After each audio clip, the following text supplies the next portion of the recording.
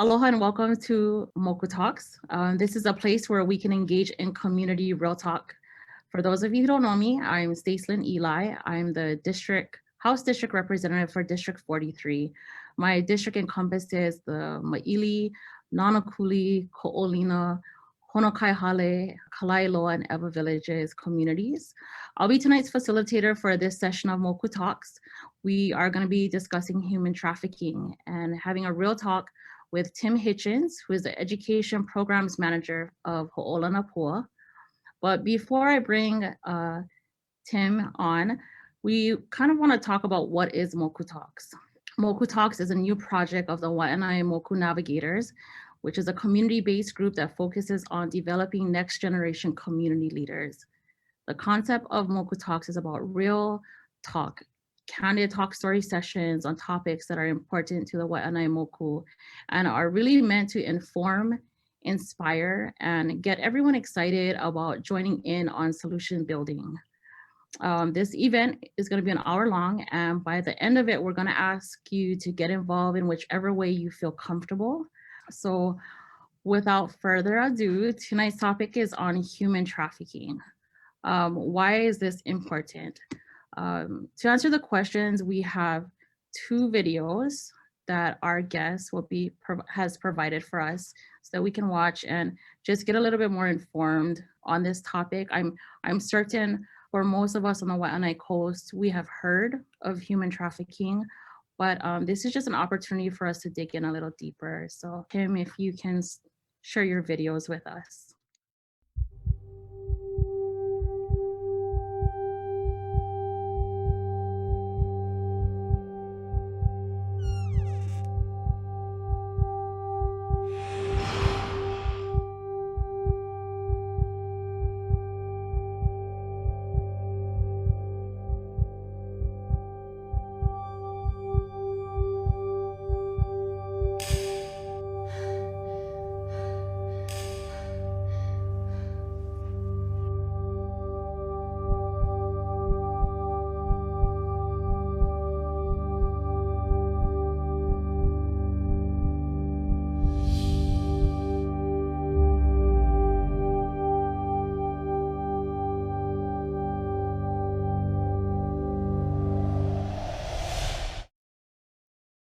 I'm deeply concerned about some of the things that I learned about child sex trafficking in our state and on our island.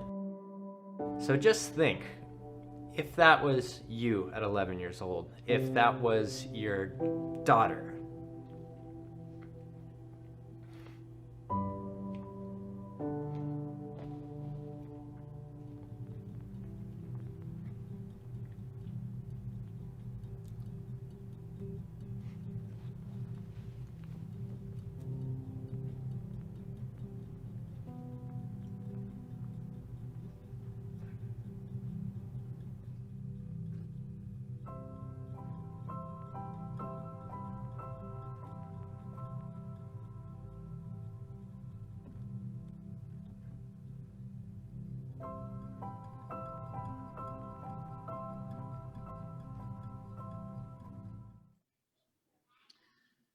So good evening, everybody. Aloha.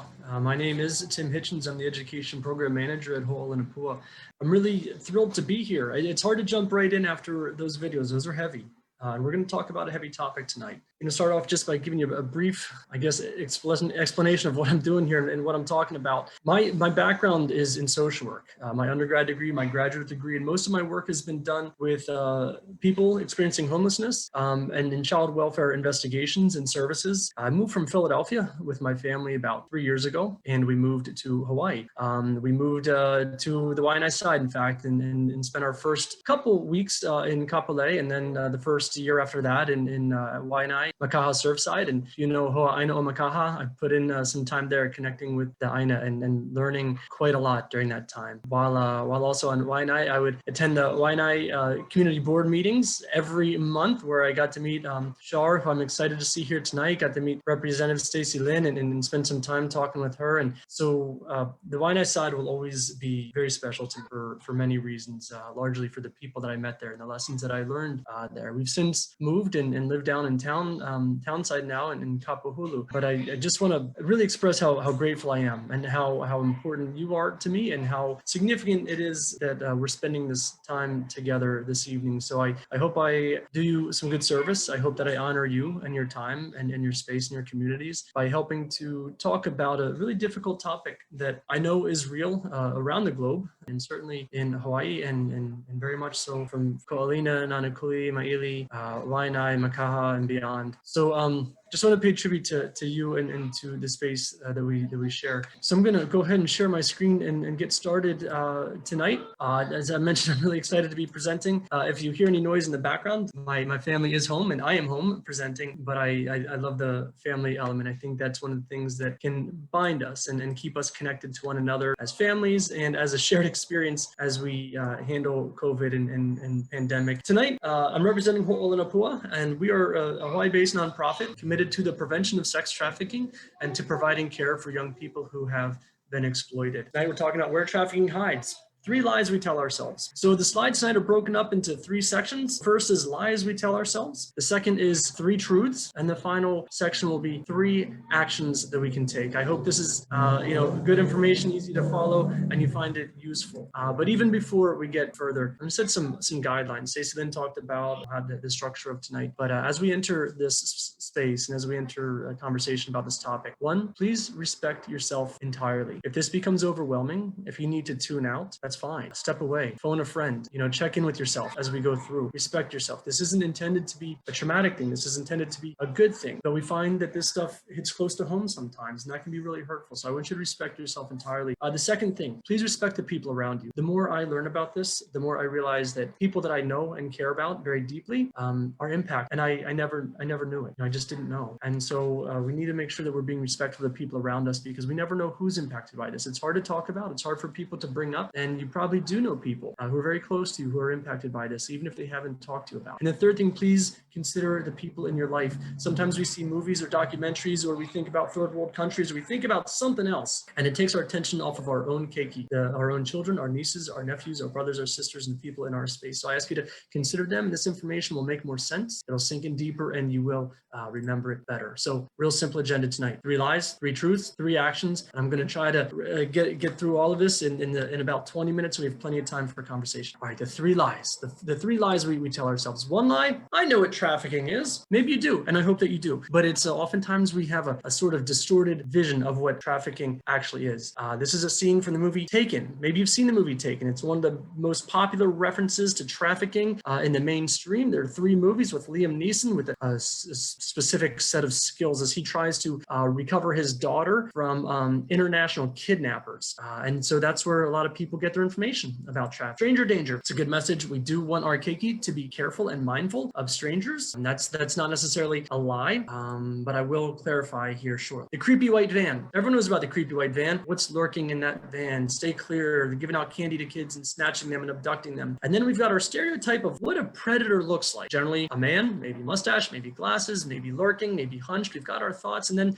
the poor victims, always girls. This is a girl thing, right? So that's some lies just that we tell ourselves, that we know what it is. And it was very interesting. A student recently approached me to do a project, and we worked on a survey. And so she surveyed her classmates. I won't identify the school. It was not in your community. And so she asked her peers, do you know what sex trafficking is? Yes or no? More than half said yes, which was really great. But then they were asked, what is your definition? And of the definitions that I saw, they were not really accurate. They were playing into these stereotypes, these sort of mythish type things. When we talk about sex trafficking, stranger danger, abductions, that's what a lot of people think it is. But what about this? Did you know abductions count for less than 10% of the trafficking across the country? So if we're thinking that trafficking is all about abductions and kidnappings and isolation, that kind of stuff, that's only about 10% of it. So we're missing 90% if that's what we're believing. All right, lie number 2. That doesn't happen here. That doesn't happen in Hawaii. Hawaii is beautiful. It's tropical. Ohana's strong. We don't let people mess with us like that. That happens in places like this, like impoverished communities, places where people are desperate and can be kidnapped and they're selling their kids into the trade market. That happens here. Red light districts. The shady places of town, the bad places in countries where tourists go to participate in the sex industry. It doesn't happen here. Not beautiful Hawaii. Not. There's a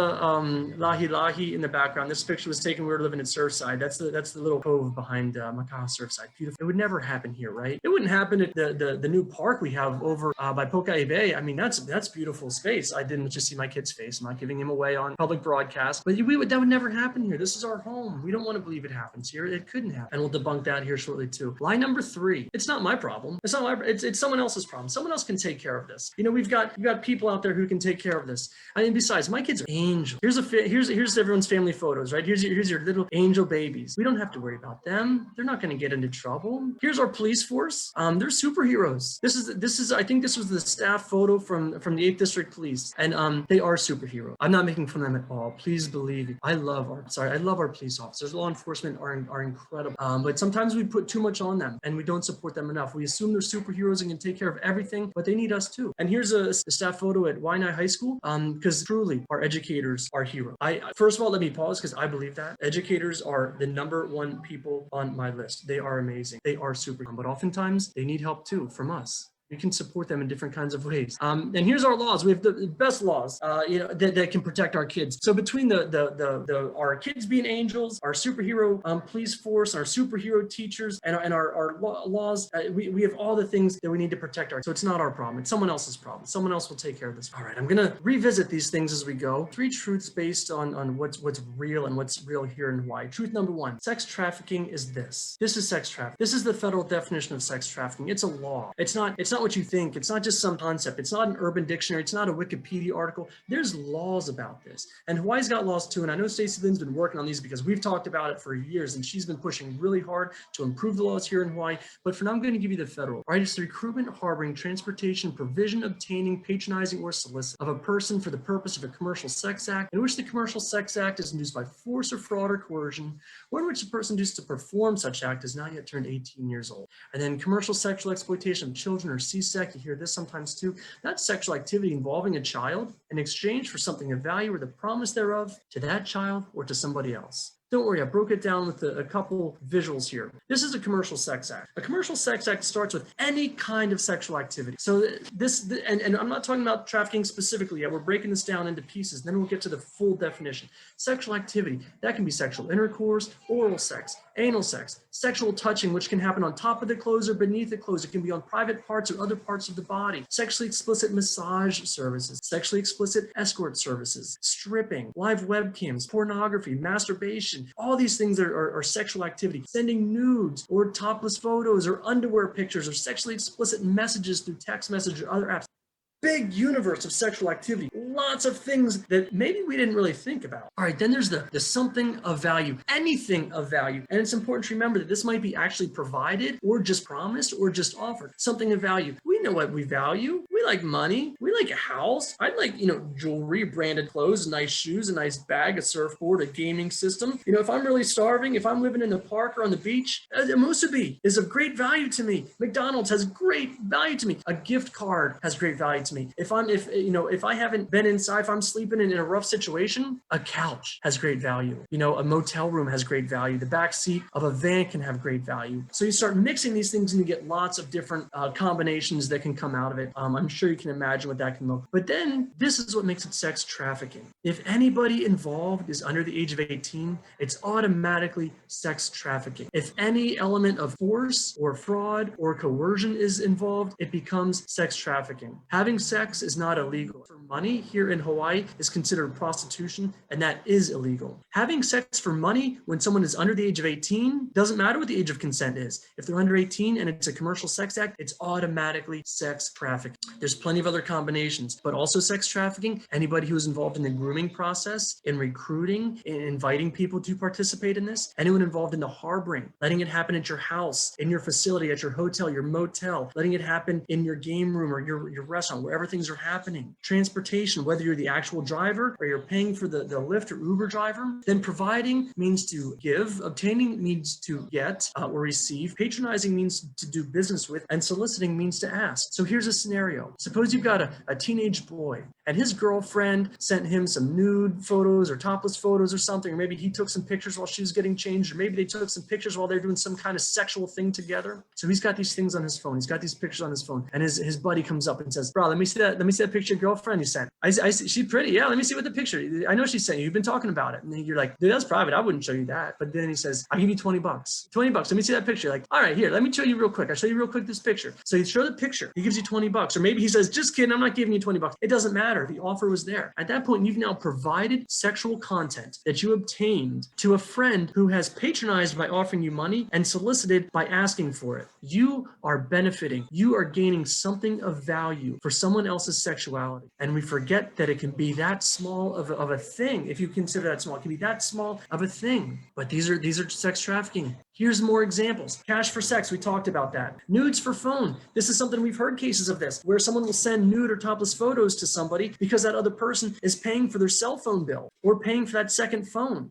Right? So they're sending this is their payback. We're stripping for lodging. We have people who might get offered a place to stay for a little while, and they get there, and their friend, their uncle, the stranger says, you can crash my place for a little bit. And after a day or two, they say, listen, that's not free. Let me see you get changed. Let me watch you get changed. Let me watch you in the shower. Let me see you do something for me. Live cams for credit. This is an online sort of thing. Live cams, people doing OnlyFans and other different applications, places where they show themselves doing sexual things, doing sexual dances, this sort of stuff, in exchange for credit, in exchange for money, in exchange for somebody paying to them somehow. Pics for secrets. This is a form of coercion. Maybe someone has pictures of you. Maybe somebody knows something about you. Maybe they have secrets that you don't want anybody to know.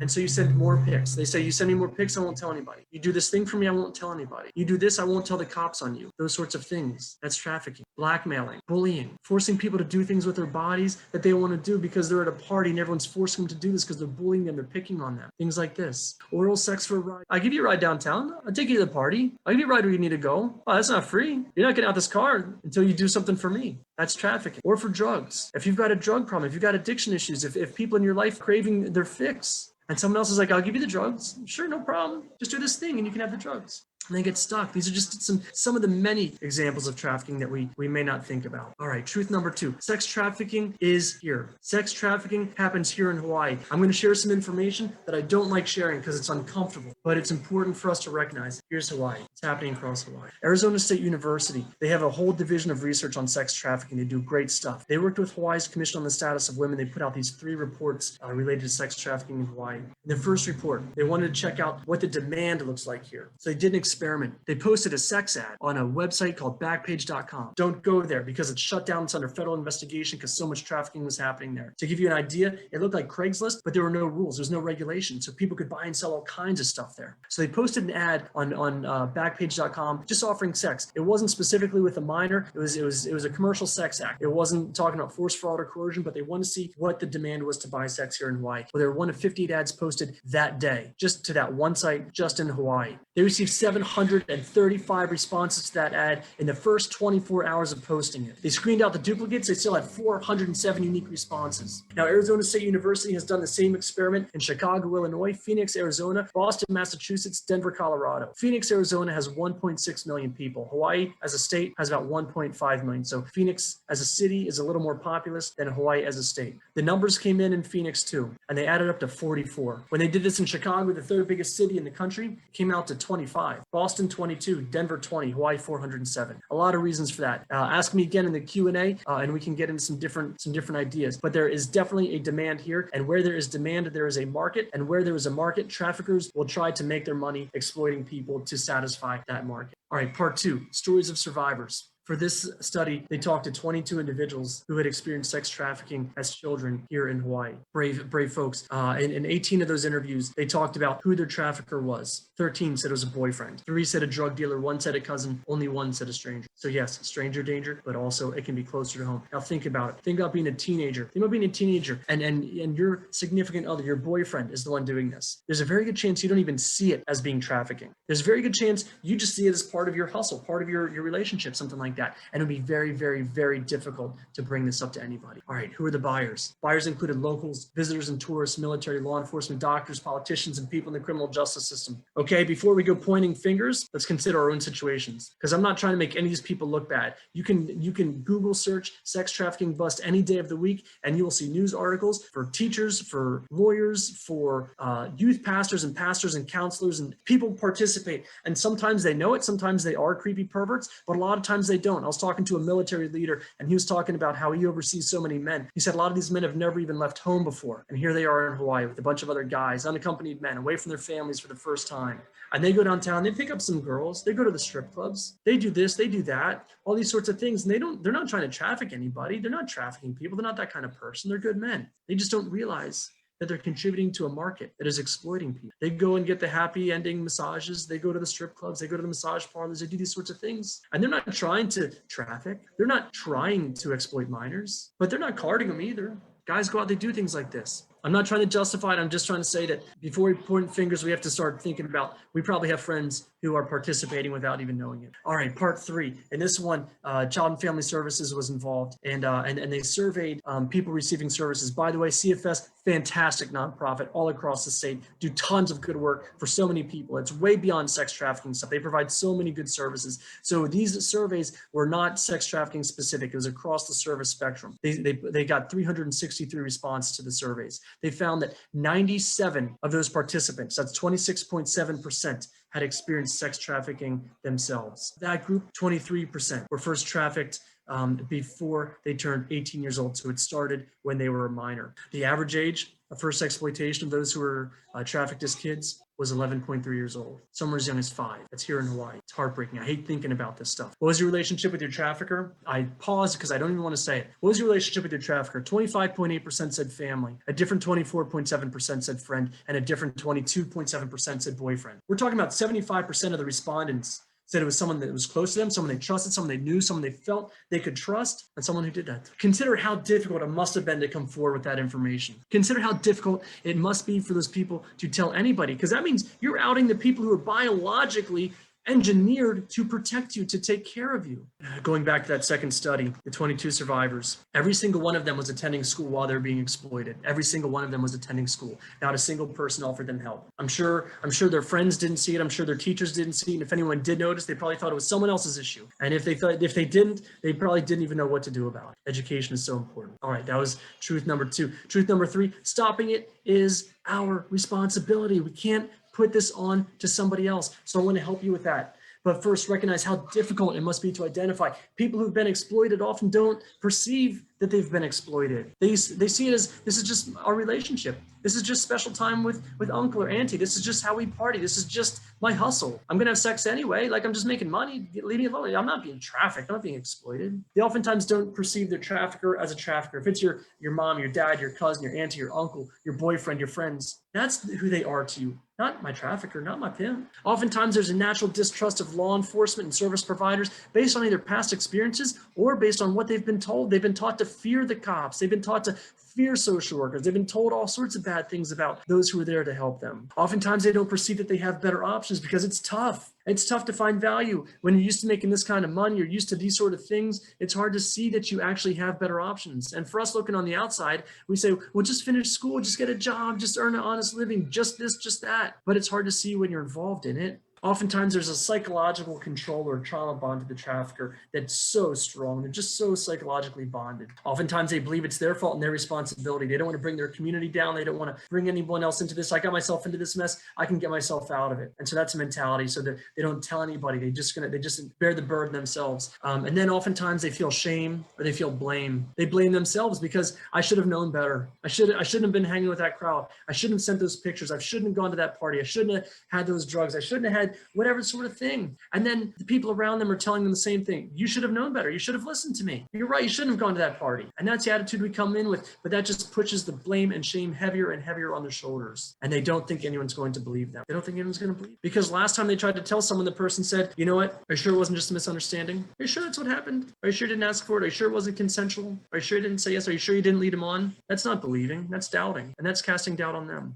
So here's some risk factors and vulnerabilities. I'm not going to read them all just kind of for the sake of time, but recognize this. Being a teenager is a vulnerability by itself. Puberty, transition, new responsibilities, new school, new opportunities, falling in love, hormones going crazy, peer pressure, bullying, independence, spending time alone, having a cell phone, having more liberties online than you had before, being able to have Facebook, Twitter, TikTok, Instagram, Snapchat, and YouTube as soon as you turn 13. Suddenly the world is open to you. There's a lot of stuff that happens as a teenager that are just natural vulnerabilities. But then there's environmental and circumstantial stuff. If you've experienced physical, sexual, or emotional abuse and neglect, that's not your fault. I'm something of an expert in this. I've been investigating it for a very long time. Abuse is always the fault of the abuser. But what it can do is it can shake your confidence in the safety of the people around you and in your home and your safe spaces. And that can leave you looking for safety and security and connection elsewhere in less safe space. There's mental health or substance abuse in your house. That can make things more difficult. That can make life less predictable. If there's involvement in juvenile justice or child welfare services, if there's family dysfunction, breakdown, poverty, family, community, and societal sexualization of girls, family members or friends or people in your neighborhood being involved, being in runaway or throwaway or homelessness, experiencing houselessness, those are all things that increase vulnerability because someone else can come along and offer you something that might look really good. It might be safety or stability or clothes or food or shelter. Grooming is a part of recruitment. And I'm just going to read this definition that I've pulled together here.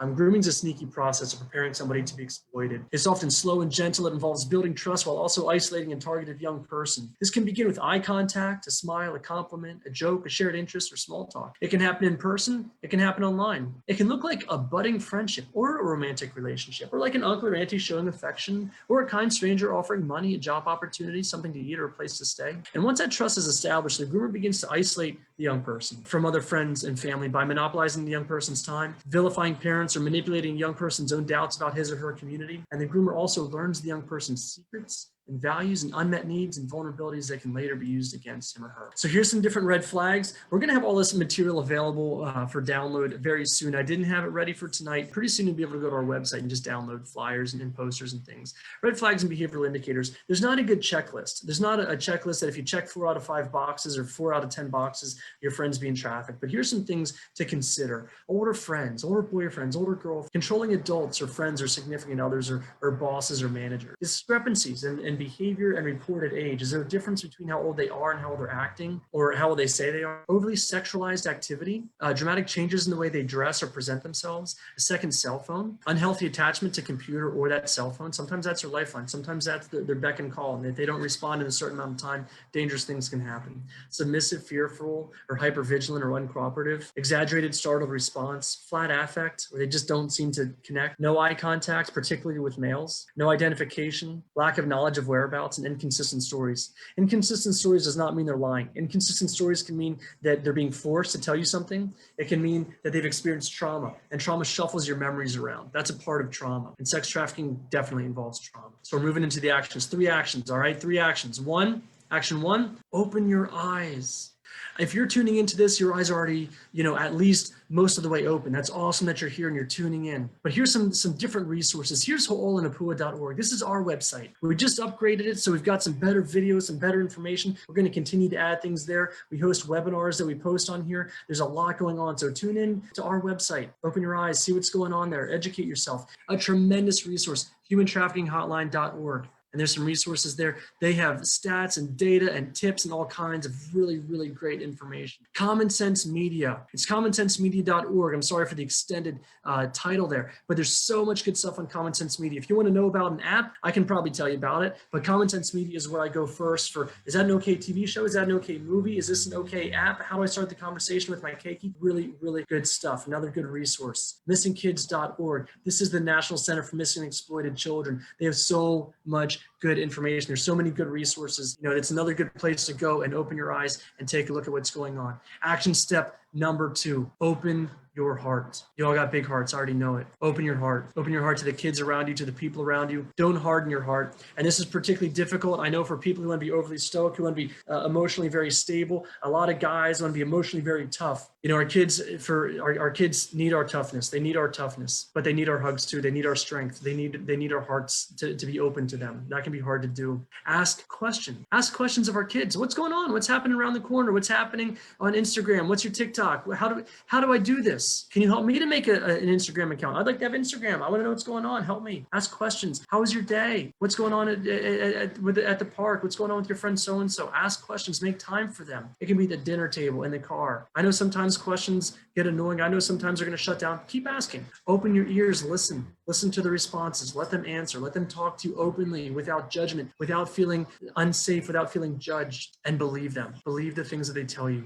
It is so hard to believe some of this stuff. When they start talking to you, start by believing them. If the story changes later, believe them again. Just keep believing. That is a very difficult thing. And finally, action 3, open doors. So I said, open your eyes, open your hearts, now open doors, open school doors. I've already been getting emails. Listen, I've already presented at Waianae High School. I've already talked to Paul at Kamaili. I've presented at Kawai Hona, presented at Waianae Intermediate, and I'm already getting calls and emails. Thank you, Stacelynn, from other teachers and principals. Where did you go to school? Where do your kids go? What are the schools near you? Where did your friends go? Who do you know? Call, email, and visit your principals and deans, and advocate to the teachers and counselors, and support them. They're superheroes. Their jobs are so hard. They're so hard all the time. Support them. Open neighborhood doors. What parks, rec centers, and libraries are near you? Where do your kids play? Where do your keiki play? Who do you know? Contact directors and staff and support them. They need your support. These are amazing programs, amazing people. Support them. Legislative doors. I know we've got Representative Eli on here because she's amazing. She makes stuff happen. I cannot praise her enough. I just don't have enough time to tell you all the things that she has said and done to open legislative doors. Support her. Support Shar and the rest of the neighborhood board in Waianae and the neighborhood board down Nanakuli too. I've been there. Stacelynn said, I give my time to Tim last year. It was amazing. And I'm going to be talking to Waianae board next week. So open those doors. Contact your state rep. Contact your state senators. I already know Stacelynn. I know Cedric. I know Miley. Amazing, amazing people. Reach out beyond that. Talk to them too. Support them. Who are your federal people? Call, email, connect, submit testimony, and support them. Oh man, I missed a P in there, typo, sorry. Support them, and then open service doors. Who go down to the 8th district in Kapolei, to the mini station, support your law enforcement, support them. Who are your medical providers? Who are your first responders? Do they know what sex trafficking is? Support them and help them to get educated too. Here's some numbers, and I'm just going to leave them up because in an emergency, look, I told you a bunch of things that you can do. Those are hard things. Emergency call 911. You see it, see something, say something. And I'm sorry, I certainly went over my 20 minutes and I apologize for that. We've got plenty of time. I've got time for you. I was hoping I could get it in there, but I'm going to pause and Stacelynn, I'll let you take the mic and we can go from there. Mahalo for sharing. I just want to, thank everyone for, even tuning in. This is such an important topic. Before I even got into any elected office, like this was already something that was surfacing. My first real introduction to trafficking was actually through like other community members, actually bringing victims to talks in our church, just to share their experiences and, what they have gone through. In particular, like I've actually heard the story of a victim and her mother. Her mother is from our coast, even though they don't live on our coast anymore. The experience that they had was traumatic, not just for the child, but for the whole family. Initially, mom just thought her child ran away from home. She's like, I did it when I was young. I thought, a couple of days when she realizes her friends don't have money, she can come home. And that didn't happen for another 6 months. It was almost by chance, just through prayer that, they found her daughter. But even after,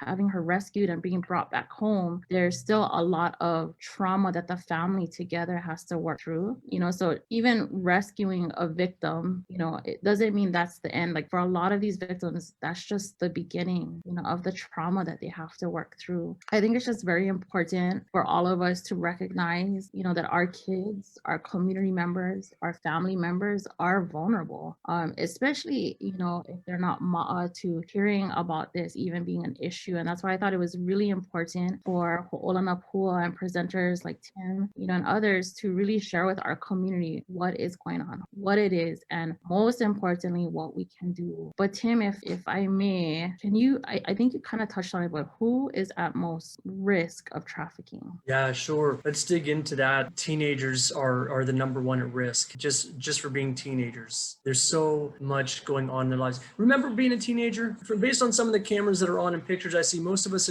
have gotten out of our teenage years. We survived, but think about that. Do you remember the days your armpit started to sink? Do you remember that? I remember the day. It was embarrassing. I remember the first time shaving. It was embarrassing because it was before my friends. I remember my body changing shape and size. I remember the bodies around me changing shape and size. I remember falling in love and writing poems and listening to songs just made me want to sing, to somebody. And when you're craving attention, when you're craving independence and you're craving love, and the people around you are going through some of the same stuff, hard to stay on the straight and narrow. It's hard to believe that your parents know as much as they know. It's hard to stay connected with your family in some respects when your peers are the cool ones. Your parents stop being cool and your peers start being cool. But then if you've experienced anything that has deprived you of your basic needs or feelings of safety, you start seeking those things in another space. So if you're hungry, if you're houseless, if you feel in danger, you start seeking things, and someone can come and offer you something and it looks really good. Like if you were to offer me to stay on a couch, I'm not taking you up on that.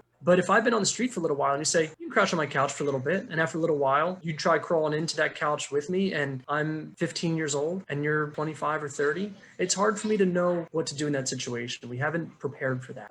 When a 20-year-old is showing you love and affection, that 20-year-old's got a nice big truck and you're a 16-year-old girl, it's hard. It's hard. And then you get invited to parties and things like that. It's difficult to stay away from that. So for a lot of our young people, it's those things. And beyond the basic needs are the safety needs. They don't feel safe at home because there's just so many people there, because the house is falling apart, because they're experiencing abuses there. They might seek safety in other places. And then beyond safety, maybe they're safe, but maybe they don't feel connected. Maybe they don't feel like their parents are paying attention. Maybe they don't feel like they have friends that they can talk to. Maybe they don't feel like they have adults in their lives that they can really connect to. So if they're lacking connection, they'll go seek those things elsewhere.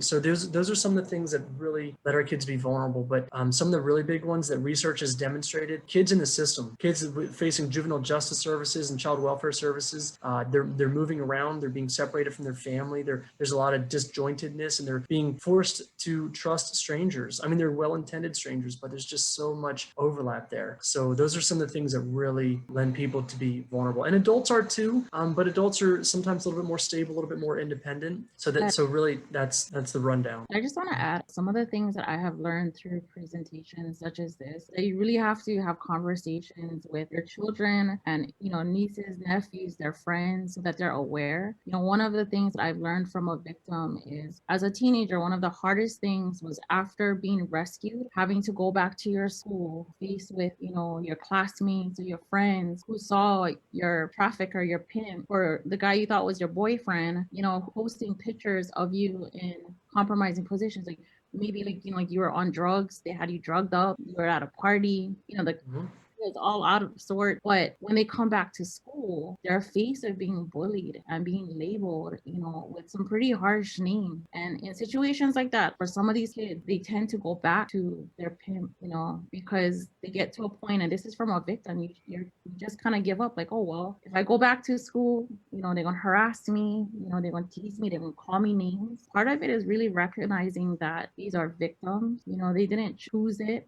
Like Tim has shared, like sometimes they're just vulnerable. Maybe they're hungry and that was the only way they could eat. Maybe there's problems at home and they were just looking to dig out for a little while, and it turned into something out of control. One of the others that I learned is from a mother whose child was trafficked. Initially filed the child as a runaway, and she didn't realize until a coworker told her, who was a former police officer, you need to go back down to the police station and file your child as a missing person, so they actually look for your child. And it was then that she realized, like, oh my gosh, like she ended up meeting with the FBI and just realized, like, her child may not come back home. But for the kids on our coast, I just wanted to share, like, it's just important to have these conversations, because there are other stories, like even from outer island kids who come to Oahu I know a story of two girls that came to Oahu and, it was visiting family. They went shopping and Wahine approached them, talked them up, and she offered the girls a ride home. But instead of taking them home, she took them to another predator, so these kinds of conversations, I think it's scary to have, but I think it's important. If you're not sure how to approach your child, or your nieces and nephews, it's okay, to reach out to Ho'olanapua, to other organizations, asking for help and what is the best way to talk to your child about something like this. This is heavy. I mean, even for me, the first couple of presentations that I had and even meeting with the victims, it's hard not to cry in front of them, hearing their stories. But I don't want to take up too much of the time. Sure. Okay. Yeah, Stacelynn, Sorry. I just want to follow up on one of the things that you were saying there. I mean, that's really, really good insight, really good information, and it hits home. People ask me, when did I start talking to my son about sex trafficking? My son is 5, and they asked, "Did you talk to your son about it? He's 5 years old. Did you talk to him about sex trafficking?" I said, "Yeah." They're like, "What? When did you start?" I said, "When he was 2.5. When he was 2.5 years old." They said, "Well, he was 2.5. You're talking to him about sex trafficking." I said, "Yeah, he had a penis and he found out, and we started talking about who can see that, who's allowed to touch that, what happens if someone asks to see it, what if someone wants to touch your hair, what if someone wants to touch you anywhere." And we taught him boundaries. We taught good touch, bad touch. We've been teaching good friends and what friends do that are not so good. We've talked about the good and bad aunties and uncles, how some are, in fact, we developed a 5th grade curriculum, and one of the lessons talks about this. Aunties and uncles, just like the types of rain, there are many different kinds. And some are your biological, your mom's brother, your mom's sister, whatever that might be. Some are the kind of uncle you just throw shaka with. Some are the kind you hug, some are the kind that, you respect, but you keep your distance. I mean, there's just different types. So that's how we started. You can have these conversations early. If you're waiting till your kids are 16 or 14 to have these kinds of talks, they already Googled it. They already learned from their friends. They already learned from some porn site. They're getting in deep. So started early. Yeah, and if we can, I know I have put in the chat, if you have questions, you can place them there. We're going to open up the mic. If you want to ask a question, not in the chat, but you just want to ask them directly, go ahead and unmute yourself and, feel free to ask. This is a talk story session, for our community to just kind of go over what we can do. And I also just want to put out there, if you have an organization, or not even an organization, but just you have a group of friends and family that needs to hear a presentation like this, we're going to put Tim's contact information in the chat box. So feel free, to contact him. They're great. He can tailor it, like if you have more specific questions and more specific things that you want him to present on, he can do that too. Like there's so much information that we were trying to condense everything into an hour-long conversation. I'm sure after this is Paul, you're probably going to have questions that you wish you had asked, but that's okay. You can still contact him, or even, Wa'anaimoku. We're actually going to have a form that's going to be in the chat box that you can fill out. If you want to help out, but you're not exactly sure, you can fill that out, and, the Wa'anaimoku can help you figure out how you can help, But I think the most powerful thing that we all can do is spread the word, so that we're all, like he said, like open your eyes and pay attention. Tim, I know that we don't have that much time, but if you can kind of touch on, like, for those who are listening in, how can they identify trafficking? Like, how do you know? How would you recognize it? Yeah, so it's really tough to recognize, and really the first place to start is being a safe adult, being open, being non-judgmental, believing young people, because it's very rare that somebody is going to come up and disclose something to you just straight off the bat, especially if they don't perceive that you're going to believe them, or they don't think that you're going to listen to them. If you're trying to snoop around and find out, I mean, there's some things you can see. Some of the ones that I think about from my days in Child Protective Services, number one, second cell phone. That's what I always ask questions. Why do you have a second cell phone? Is that your burner phone? I mean, who's paying the bill on that phone? And what are they getting out of this? And what do you have in that phone that you can't have in this other phone? Why do you have apps in there that you're not showing me? Do you have messages? Is there something in there that I can't see? That to me is a big one. They might have a reason, and I can't think of any good ones outside of a work function, but that's one thing that I always ask them. Another one is dramatic changes in their behavior. And this isn't necessarily specifically for sex trafficking. Trauma, the impact of trauma is significant. And whether it was an assault or a very bad bullying situation, or a nude photo was leaked, or there's so many things that can be traumatic, and sex trafficking is among them. So if there's dramatic changes, they suddenly go from being a happy, lighthearted person to very dark or closed off person. They suddenly go from dressing modestly and professionally even to dressing very provocatively. They go from having one group of friends to a completely different group of friends who might be bad news or might be pressuring them into doing things that they wouldn't otherwise be doing. So those are sort of the things that I look for. There's more sexual activity, more older friends. Those are some different things to look out for. It's really hard though. And I do want to caution people about trying to see where that line is crossed. Right, all of our services at Ho'olanapua are both preventive and responsive. So we have an incredible mentor program. We mentor young people who are seen as vulnerable, at high risk, or are identified survivors. You don't have to disclose to be in our mentorship program. You don't have to disclose anything to be in our Hoku groups. You don't have. That's not what we're going for, because maybe you're never going to tell anybody, and we still want to support you. Whether nothing has happened but you've gotten close, and we want to help keep you away from that, or if something has happened and you've never told anyone and you're going to take it to the grave with you, or if you have talked about it, we want to make sure that you know you're supported. So that's one way. Another thing that I recommend, and whenever we're making safety plans for families with vulnerable kids, we often try to have multiple good adults in their lives. As a parent, there's things you're going to miss, because you only have one perspective on a situation. But if you have one parent and another parent and a trusted auntie and a trusted uncle and a trusted coach and a trusted mentor and all these other adults, you can all get a different perspective. And this is why Stacelynn hooked us up last year. She got us into non-nuclear high and intermediate, and we were able to train the entire staff, not just the guidance counselors and social workers and SPBHs, but all the teachers and the lunch aides and the front desk aides and the administration, because everyone's got a different angle to look into these children's lives. And I might see one red flag and you might see another one, then suddenly we're putting these things together, and we can start to work as a team to come around as a hedge of protection, as a nest around around our young people.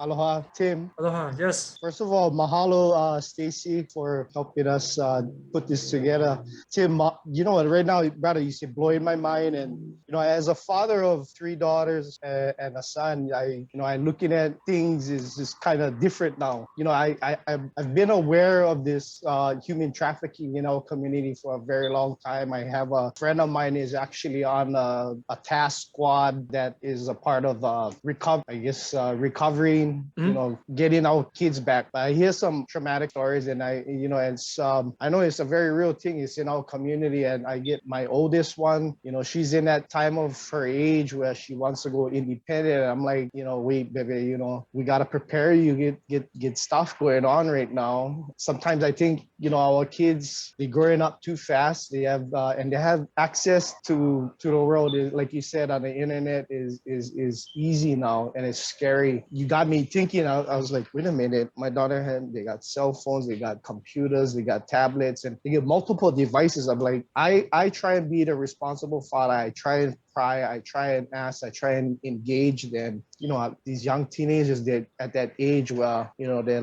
already hiding in their rooms, and, you know, with the tablets and the phones in front of them. And in my hale, I try to be the enforcer. And I think in the hale, you know, the consistency, I guess. How do we build the awareness in different hales, you know? And how do we prepare our families for have that discussion? Some of our parents, they don't know how to engage their kamali'i. There's like so many, you know, a lot of our kamali'i, they start to build these barriers, these walls, you know, everybody trying to be the individuals and stuff. And I think that's the hard part, you know, and you're trying to give them the best advice and the best guidance as you can. But then, you know, when they get to when, you know, as a parent, when you hear that tone, when you hear that see that body movement, like, oh, bro.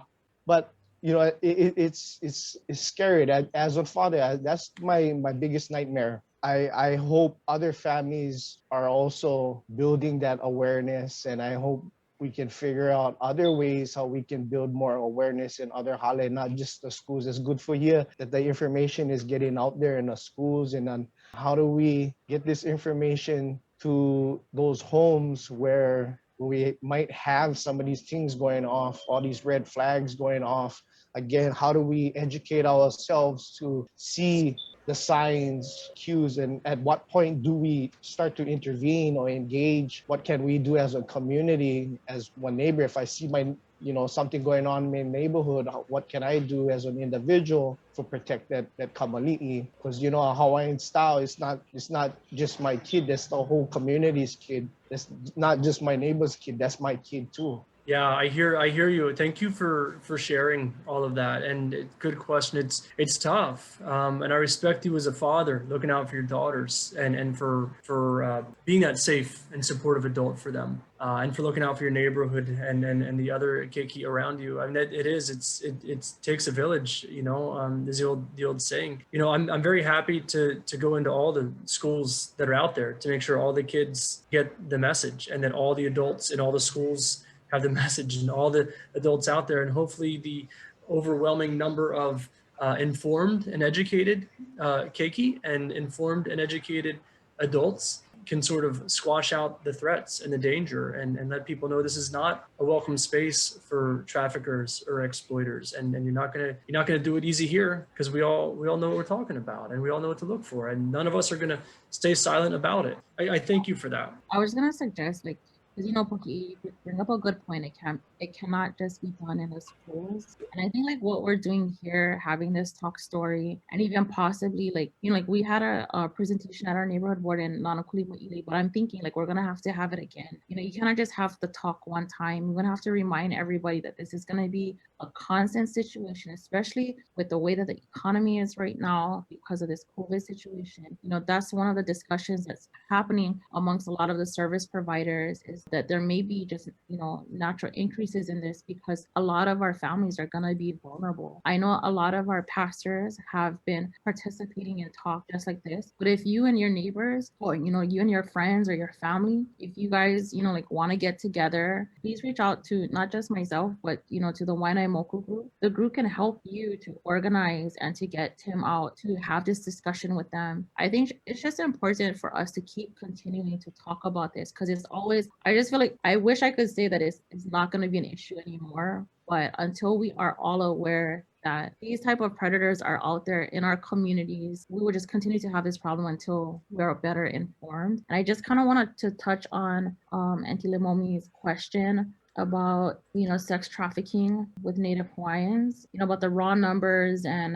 Yeah, Stacelynn, I can hop in. I saw the question come up, and the raw numbers. So that was the third study where they surveyed 363 individuals.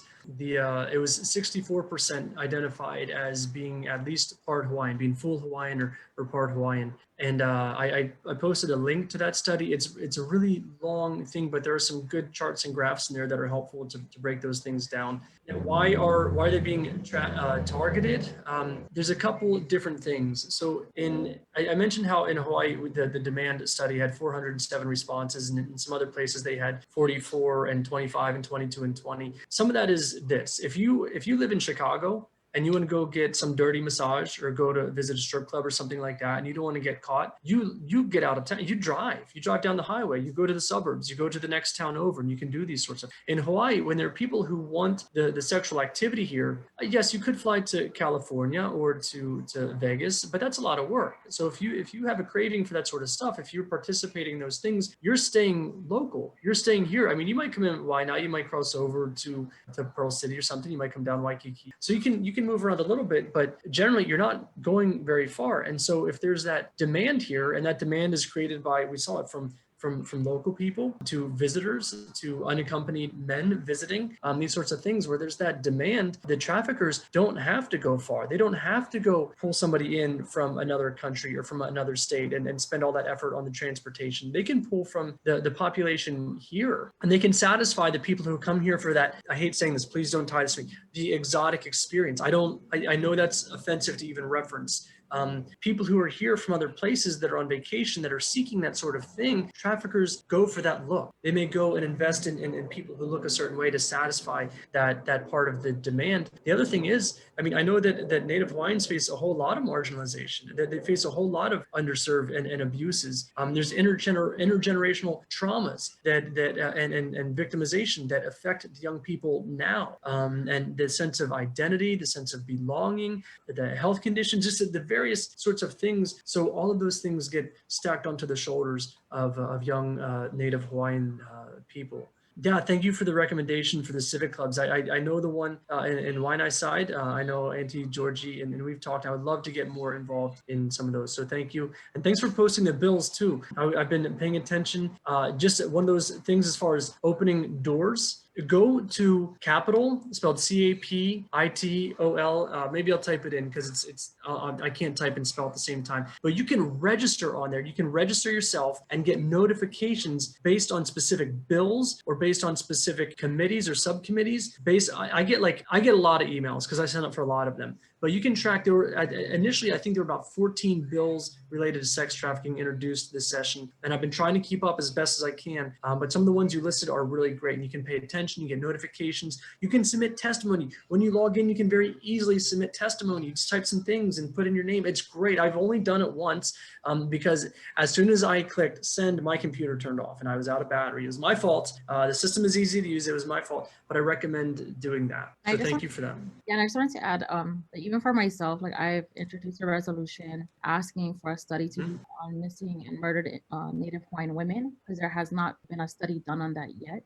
We have been trying to work on a centralized database for the state of Hawaii. Because right now, like a lot of the numbers that we are being provided with are coming from organizations that assist victims or who do preventative services. You know, there's just so much going on in trying to not just inform the community, but even just to kind of figure out like what do we need? You know, what else kind of information do we need for, you know, our victims, you know, for our families? How do we better inform? You know, I think trauma for the Native Hawaiian community is a very real thing. You know, generational trauma caused by colonization is a very real thing. So I think those types of things, those types of traumas leave our community vulnerable. So that's why it's important for us to have these types of discussions. And I would say, you know, our communities we're taught like not to be maha'oi, but in this case, it's okay. You know, I think that's one of the things that we have to kind of get used to being, you know, like it's okay to be maha'oi about your neighbor's, you know, child if you think that they're in trouble. You know, it's okay to be niele about your cousin's daughter or son if you think that they're in trouble. This is a type of, you know, mindset we're gonna have to eventually, you know, be accustomed to so that we can protect our communities and our families from people who want to take advantage and exploit them, to exploit us, you know, not just as a community, but as a people. But I just kind of wanted to share that with you folks. You know, do you guys have other questions? Would anyone else like to unmute themselves and, you know, share or ask questions? I saw some questions from Juanita, and I can respond to that a little bit. So you asked if there's any care facilities here in Hawaii. There is one emergency shelter for survivors of trafficking that would be maximum 30-day stay. And we will be opening the Bromley Family Pearl Haven Residential Treatment Center, hoping in the next month or two at this point. We've got full funding now, and we've been working on it for 9.5 years, I think.